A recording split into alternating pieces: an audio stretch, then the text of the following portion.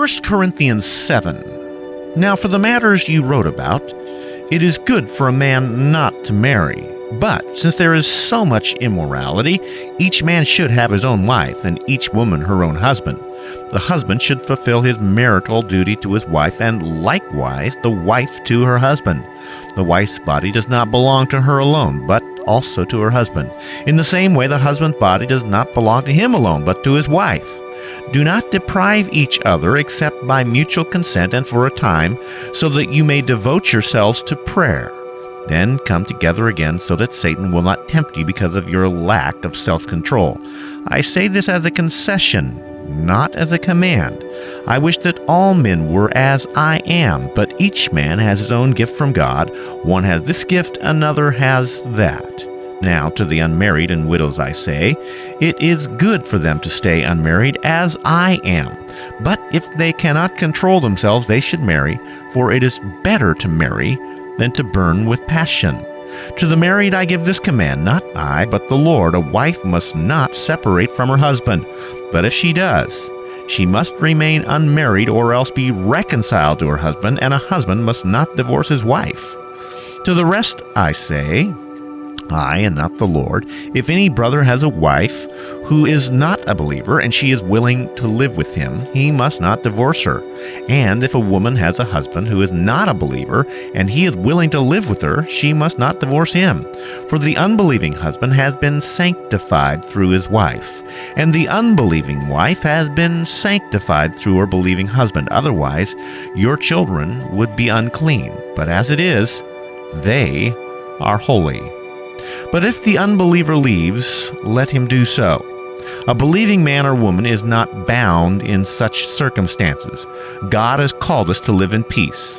How do you know, wife, whether you will save your husband? Or how do you know, husband, whether you will save your wife?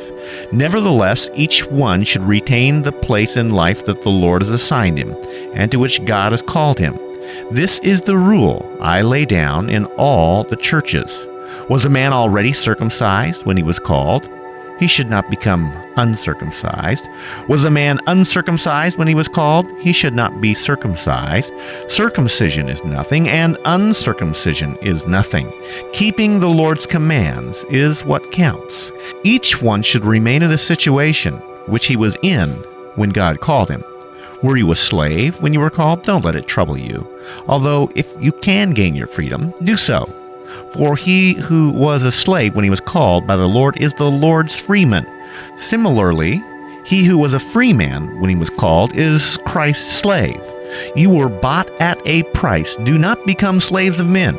Brothers, each man, as responsible to God, should remain in the situation God called him to.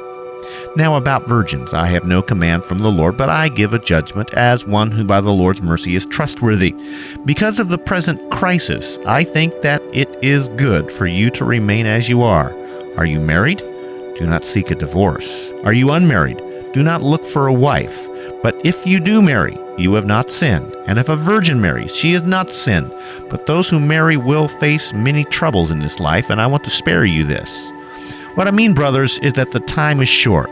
From now on, those who have wives should live as if they had none, those who mourn as if they did not, those who are happy as if they were not, those who buy something as if it were not theirs to keep, those who use the things of the world as if not engrossed in them, for this world in its present form is passing away.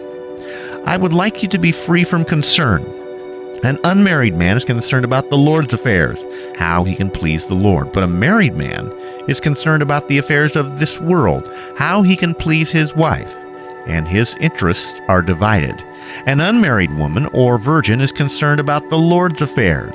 Her aim is to be devoted to the Lord in both body and spirit. But a married woman is concerned about the affairs of this world, how she can please her husband. I am saying this for your own good, not to restrict you, but that you may live in a right way, in an undivided devotion to the Lord.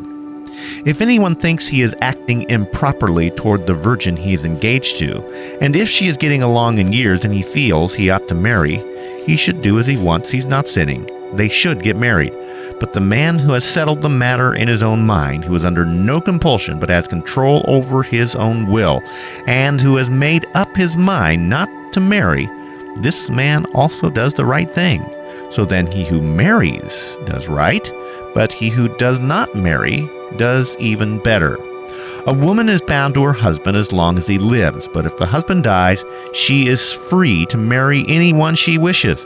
But he must belong to the Lord. In my judgment, she is happier if she stays as she is, and I think that I too have the Spirit of God.